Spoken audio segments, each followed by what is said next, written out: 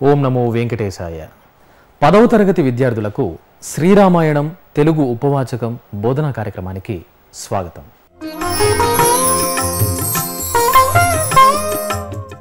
తిరుమల తిరుపతి దేవస్థానముల ఆధ్వర్యంలో నిర్వహింపబడుతున్న మీ శ్రీ వెంకటేశ్వర భక్తి ఛానల్ అనేక నూతన కార్యక్రమాలతో మీ ముందుకొస్తోంది.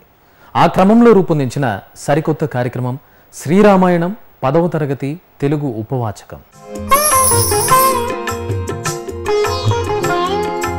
శ్రీ వెంకటేశ్వర భక్తి ఛానల్ ప్రత్యక్ష ప్రసారాల ద్వారా ప్రపంచవ్యాప్తంగా కోట్లాది మందిని ఆధ్యాత్మిక శిఖరం వైపుగా మార్గదర్శనం చేస్తున్న బ్రహ్మశ్రీ డాక్టర్ చాగంటి కోటేశ్వరరావు గారు ఈ కార్యక్రమంలో 10వ తరగతి విద్యార్థులకు ఉపాధ్యాయుడిగా పాఠం చెబితే ఆ పాఠాన్ని SVBC ద్వారా శ్రద్ధగా విన్న విద్యార్థులు పరీక్షలలో ఉన్నత శ్రేణిలో ఉత్తీర్ణులవ్వాలన్నదే మా సంకల్పం. టీవీ ముందు కూర్చున్న 10వ తరగతి విద్యార్థులారా, ఇప్పుడు కార్యక్రమాన్ని ప్రారంభిద్దామా? అయితే ఈ కార్యక్రమాన్ని తిలకించే విద్యార్థులు కొన్ని నియమాలను పాటించవలసి ఉంటుంది. మొదటిది, టీవీలో శ్రీ చాగంటి కోటేశ్వరరావు గారు మీకోసం చెబుతున్న పాఠం వింటున్నప్పుడు మీరు క్లాస్ రూమ్లో ఎలా శ్రద్ధగా వింటారో అదే విధంగానే భావించాలి. రెండవది, పెన్ను పుస్తకమును ముందు పెట్టుకొని గురువుగారు చెప్పేది శ్రద్ధగా విని అవసరమైన అంశాలను పుస్తకంలో రాసుకోండి. మూడవది, ఈ కార్యక్రమాన్ని శ్రీ వెంకటేశ్వర భక్తి ఛానల్ మీకు కల్పిస్తున్న ఓ విశిష్ట అవకాశంగా భావించండి.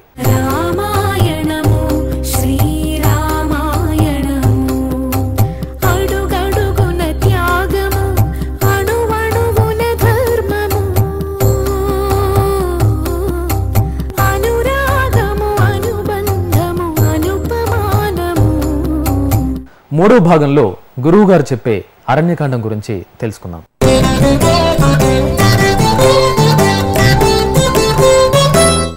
మనం శ్రీరామాయణం ఉపవాచకంలో పూర్వం 2 కాండలు పూర్తి చేసుకుని ఉన్నాం. ఒకటి బాలకాండ, 2 అయోధ్యకాండ. అయోధ్యకాండ పూర్తయ్యే సమయానికి సీతాలక్ష్మణులతో కలిసి రామచంద్రమూర్తి అత్రి మహర్షి యొక్క ఆశ్రమంలోకి ప్రవేశించి అనసూయమ్మ యొక్క ప్రత్యేకమైనటువంటి గౌరవాన్ని సీతమ్మ పొందినటువంటి ఘట్టం దగ్గర పూర్తి చేసి ఉన్నాం. తర్వాత సీతారామ లక్ష్మణులు దండకారణ్యంలోకి ప్రవేశించారు. ఆ దండకారణ్యం చాలా సుందరమైనటువంటి ప్రదేశం. అనేకమైనటువంటి మృగాలతోటి, పక్షులతోటి, రకరకాలైనటువంటి చెట్లతోటి, పుష్పించి ఫలించినటువంటి వృక్షములతోటి శోభిస్తూ ఉంటుంది. అటువంటి ఆ దండకారణ్య ప్రదేశంలో అనేకమైనటువంటి మున్యాశ్రమములు ఉన్నాయి. అంటే అక్కడ వేదం చదువుకున్న వాళ్ళు అనేక మంది మునులు యజ్ఞయాగాది క్రతువులు చేస్తూ ఉంటారు. అవన్నీ లోక కళ్యాణం కోసం జరుగుతూ ఉంటాయి. అలా ఎక్కడైతే యజ్ఞయాగాది క్రతువులు జరుగుతూ ఉంటాయో, ఎక్కడైతే మునులు ఉన్నారో అక్కడ భయపడవలసినటువంటి అవసరం కానీ, శత్రువులు తనని చెనకుతారేమో అన్న ఏ విధమైన అపోహ కానీ పెట్టుకోవడానికి అవకాశం ఉండదు. అందుకే రామచంద్రమూర్తి ఆ ప్రదేశంలోకి వెళ్ళగానే ధనస్సుకి కట్టినటువంటి వింటినారిని విప్పేశాడు. అంటే ఇక్కడ నేను ధనస్సులోకి బాణాన్ని సంధించి విడిచిపెట్టవలసినటువంటి అవసరం ఉండదు. ఇది పరమ పవిత్రమైనటువంటి ప్రదేశం. మనం ఒక్కొక్క ప్రదేశంలోకి వెళ్ళినప్పుడు మనం ఎలా ప్రవర్తిస్తాము అనేటటువంటి దాన్ని బట్టి ఆ ప్రదేశం యొక్క పవిత్రతని మనం ఎంత అర్థం చేసుకున్నాము అన్నది తెలుస్తుంది. అందుకే ఎక్కడ ఎలా ప్రవర్తించాలో అలా ప్రవర్తించడం మనిషికి తెలిసి ఉండాలి. శ్రీరామాయణం మనుష్యులకందరికీ కూడా ప్రవర్తన చెప్పేటటువంటి ఒక అద్భుతమైనటువంటి శాస్త్రం. అక్కడ చాలా సంతోషంగా మునులతో కొంతకాలం గడిపిన తరువాత రాముడు ఆ ప్రదేశాన్ని విడిచిపెట్టి దండకారణ్యంలో ప్రయాణం కొనసాగిస్తున్నాడు. అలా విడుతుండగా వాళ్ళకి విరాధుడు అనబడేటటువంటి ఒక భయంకరమైనటువంటి రాక్షసుడు తటస్థించాడు. ఆ రాక్షసుడు సీతారామ లక్ష్మణుల్ని చూసి వాళ్ళని భయపెట్టి సంహరించి తాను తినేయాలనేటటువంటి ఉద్దేశ్యంతో వాళ్ళ మీద పడి రామలక్ష్మణులు ఇద్దరినీ కూడా తన చేతులతో పట్టుకుని తీసుకుపోయేటటువంటి ప్రయత్నం చేస్తున్నాడు. ఆ రామలక్ష్మణులు ఇద్దరూ రాక్షసుని చేత తీసుకుని పోబడుతున్నారన్న విషయాన్ని గమనించినటువంటి సీతమ్మ ఆక్రోశిస్తోంది. వెంటనే రామలక్ష్మణులు ఇద్దరూ కూడా తమ ఖడ్గములను పైకి తీసి ఆ విరాధుని యొక్క చేతులను భుజముల వరకు ఖండించారు. ఖండించి తమ మోచేతుల చేత మోకాళ్ల చేత ఆ రాక్షసుడి యొక్క శరీరాన్ని మర్దించారు. తుట్టతుదకు అతన్ని సంహారం చెయ్యాలనేటటువంటి ఉద్దేశ్యంతో ఒక పెద్ద గొయ్యి తీసి ఆ గోతిలో ఈ రాక్షసుణ్ణి పడేసి ఆ గోతిని కప్పెట్టారు. కప్పెట్టి ఆ విరాధుడనబడేటటువంటి రాక్షసుణ్ణి సంహరించారు. ఆ రాక్షసుడు రాముడి చేతిలో సంహరింపబడడానికి పూర్వం ఒక విషయాన్ని చెప్పాడు.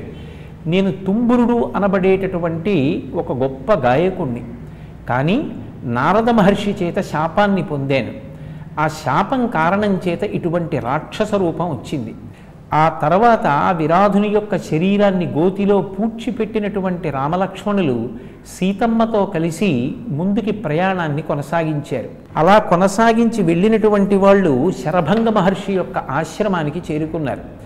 శరభంగ మహర్షి ఎంతో కాలం తపస్సు చేసినటువంటి మహానుభావుడు. ఆయన సీతారామ లక్ష్మణులు తన ఆశ్రమానికి వచ్చినప్పుడు వారికి స్వాగతం పలికి చేయవలసినటువంటి ఆశ్రమ మర్యాదలు చేయడమే కాకుండా తాను కష్టపడి చేసినటువంటి తపస్సు యొక్క ఫలితాన్నంతటినీ కూడా రామచంద్రమూర్తికి ధారపోశాడు. అలా రామచంద్రమూర్తికి ధారపోయడం వెనక ఉన్నటువంటి కారణం, రాబోయేటటువంటి కాలంలో రాముడు రావణుణ్ణి సంహరించవలసినటువంటి అవసరం ఉంటుంది అని తెలుసుకున్నటువంటి వాడు శరభంగుడు. మహర్షులు త్రికాలవేదులు, వారికి తెలియని విషయం ఉండదు. అందుకే అలా రావణ సంహారం చెయ్యవలసినటువంటి రాముడికి అపారమైనటువంటి శక్తిని సమకూర్చడం కోసం ఆయన తన తపశ్శక్తిని అంతటినీ కూడా ధారపోశాడు. శరభంగ మహర్షిని దర్శించుకున్న తర్వాత ఆయన నుండి స్ఫూర్తిని తపశ్శక్తిని పొందినటువంటి రాముడు సుతీక్ష్ణ మహర్షి యొక్క దర్శనానికి వెళ్ళాడు. ఆ మహర్షి దర్శనం చెయ్యమని చెప్పినటువంటి వాడు కూడా శరభంగుడే. సుతీక్ష్ణ మహర్షి గొప్ప శక్తి సమన్వితుడు, అపారమైనటువంటి తపస్సు చేసినవాడు. శరభంగుడి ఆశ్రమాన్ని విడిచిపెట్టి సుతీక్ష్ణ మహర్షి యొక్క దర్శనానికి రాముడు బయలుదేరి వెడుతున్న సమయంలో ఒక ఆశ్చర్యకరమైనటువంటి సంఘటన జరిగింది. అనేక మంది మునులు రాముడి యొక్క దర్శనం చేసుకొని వారందరూ కూడా ఆర్తితో రాముణ్ణి ప్రార్థించారు.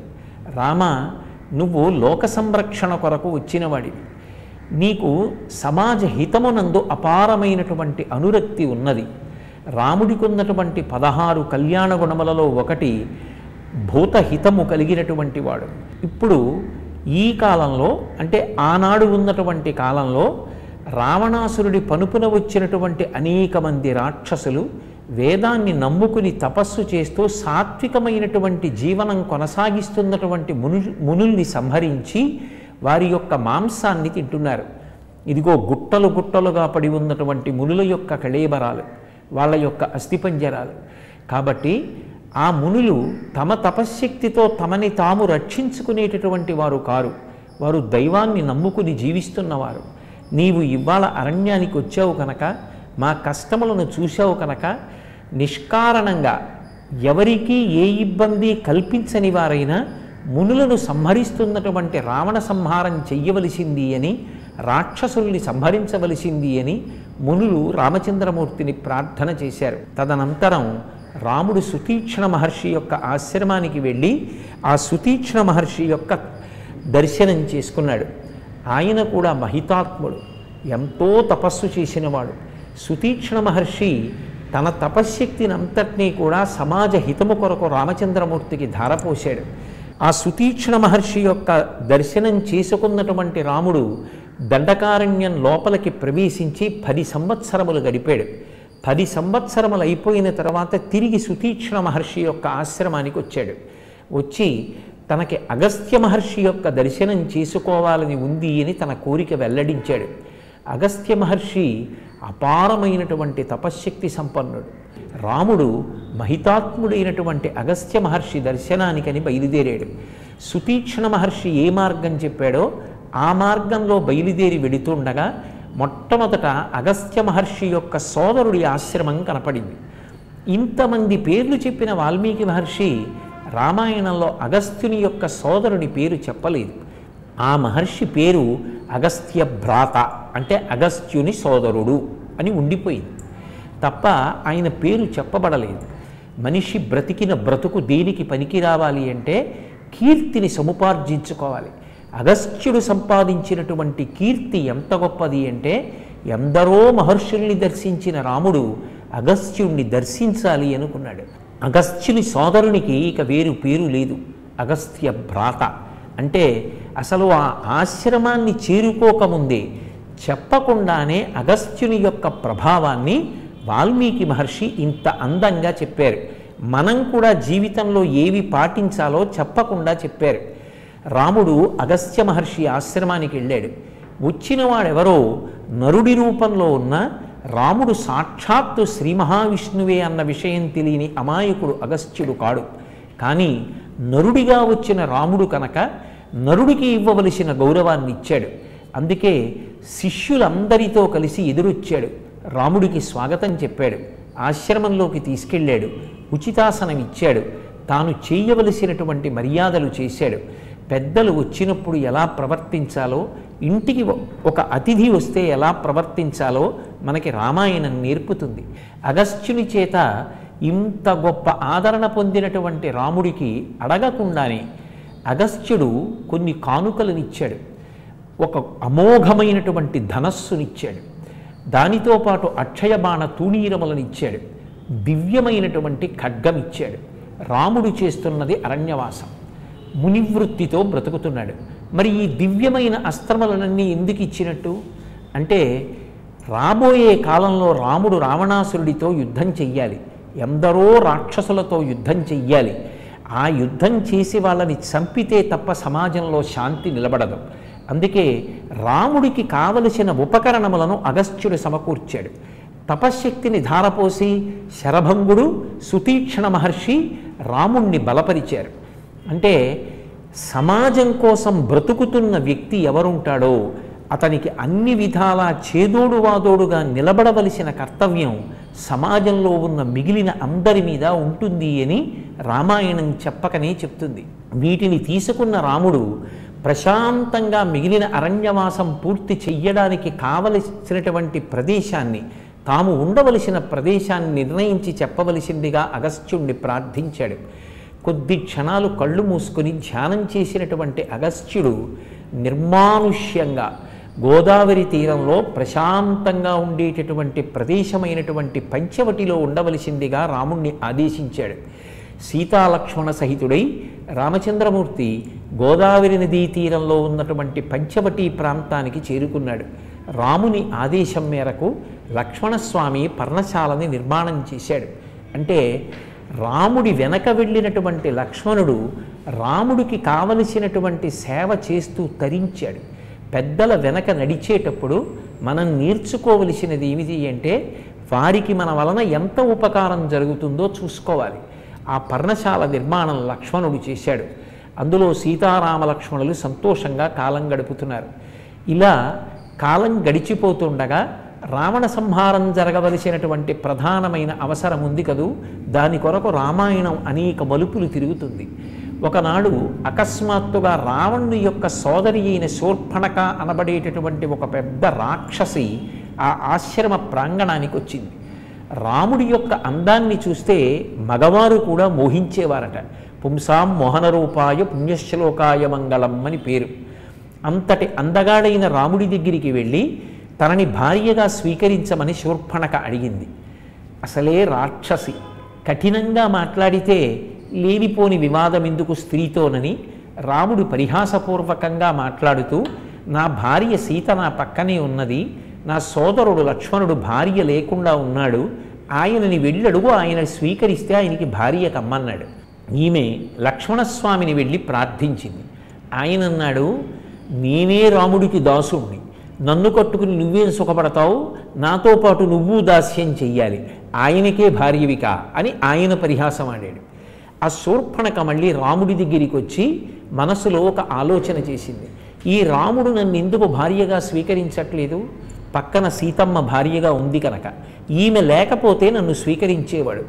ఇంత అందగత్తె సీతమ్మ ఉంది కనుక నన్ను భార్యగా స్వీకరించట్లేదు, ఈమెని సంహరిస్తే నన్ను స్వీకరిస్తాడని వెళ్ళి సీతమ్మ మీద పడి సీతమ్మని చంపే ప్రయత్నం చేసింది.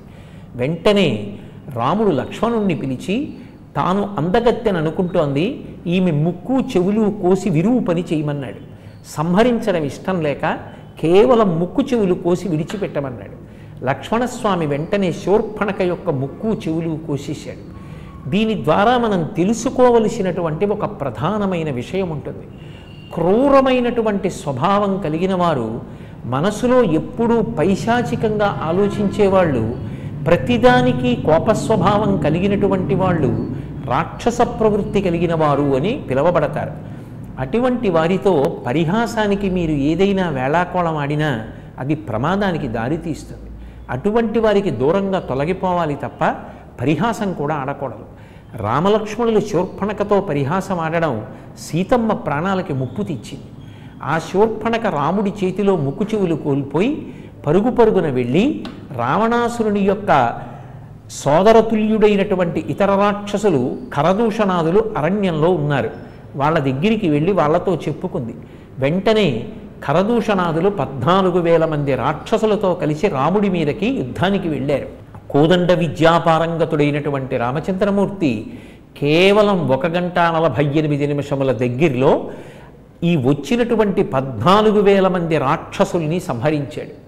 ఈ వృత్తాంతాన్ని అకంపనుడు అనబడేటటువంటి ఒక గూఢచారి పరుగు పరుగున వెళ్ళి లంకాపట్టణంలో రావణునికి నివేదించాడు.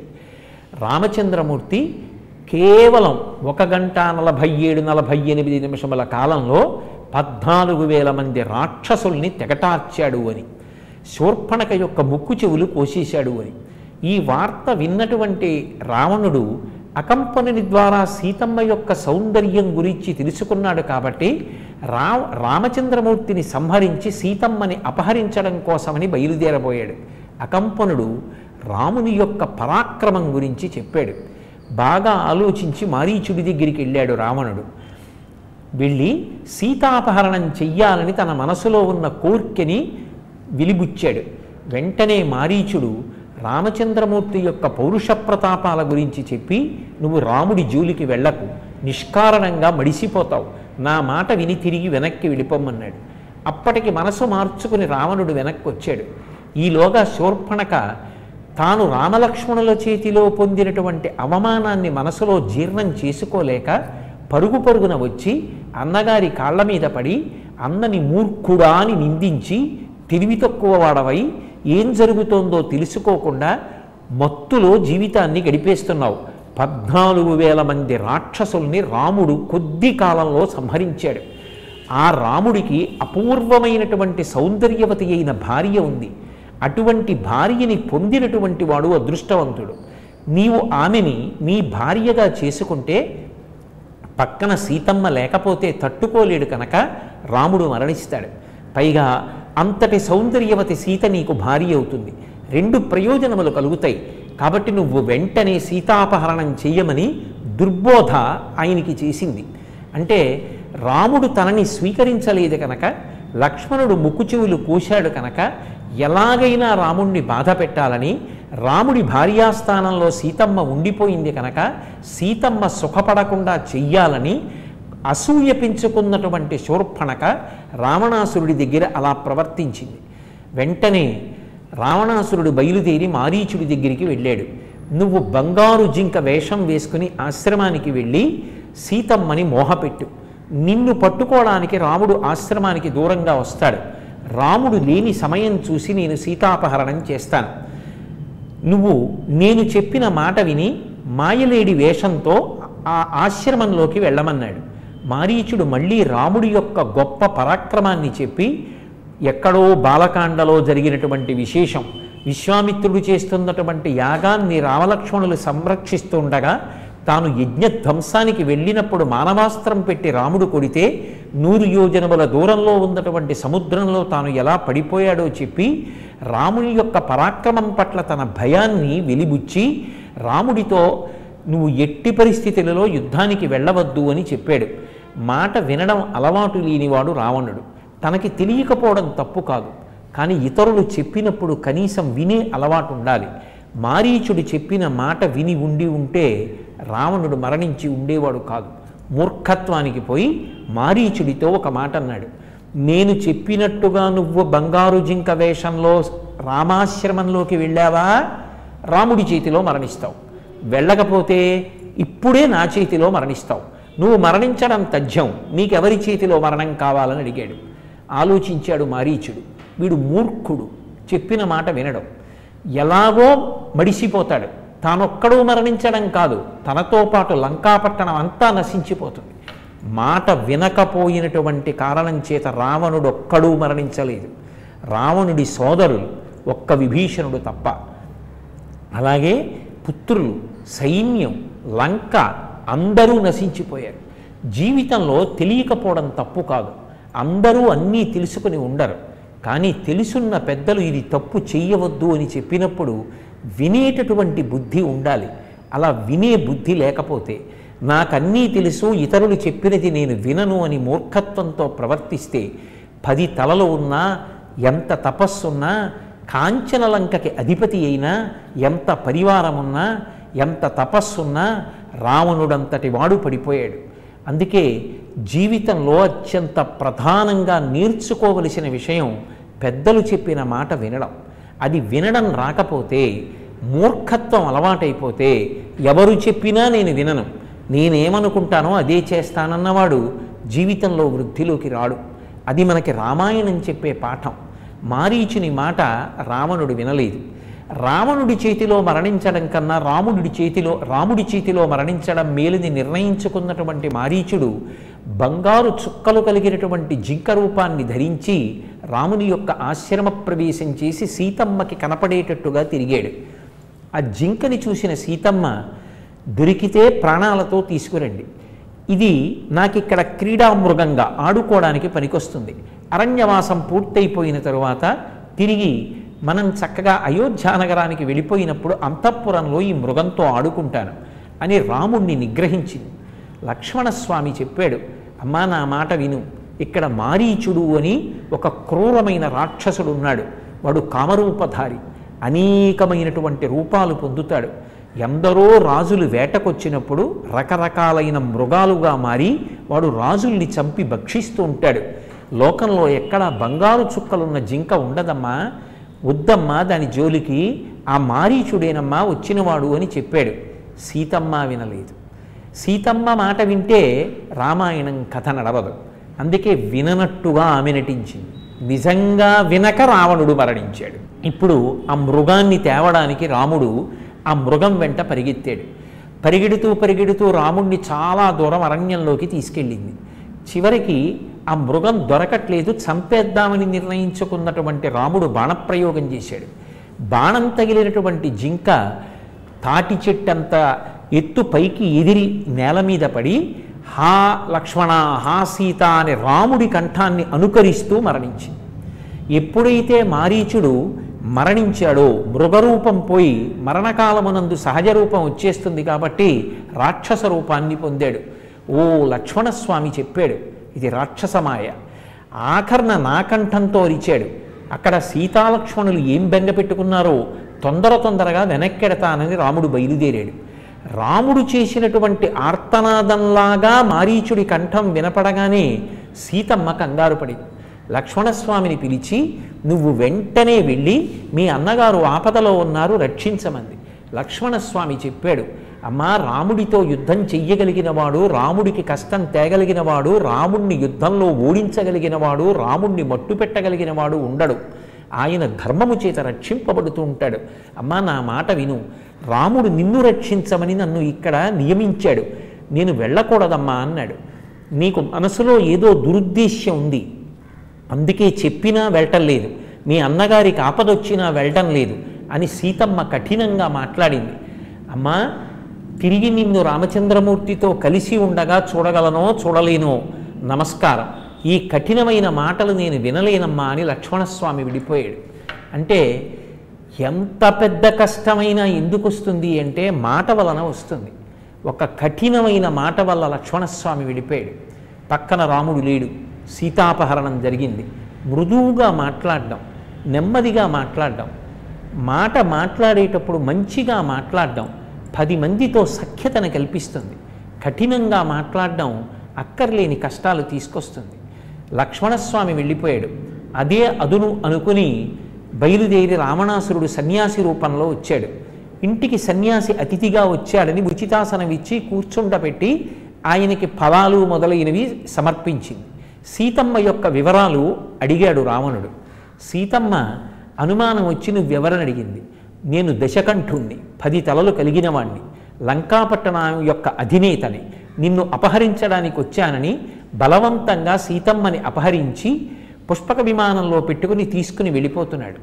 కానీ అదృష్టవశాత్తుగా ఈ అరణ్యకాండలోనే రాముడు ప్రయాణం చేసి వస్తున్నప్పుడు మున్యాశ్రమముల దగ్గర ఒకానొకప్పుడు జటాయువు అని పేరు కలిగినటువంటి ఒక గొప్ప పక్షి రాముడికి పరిచయమైంది.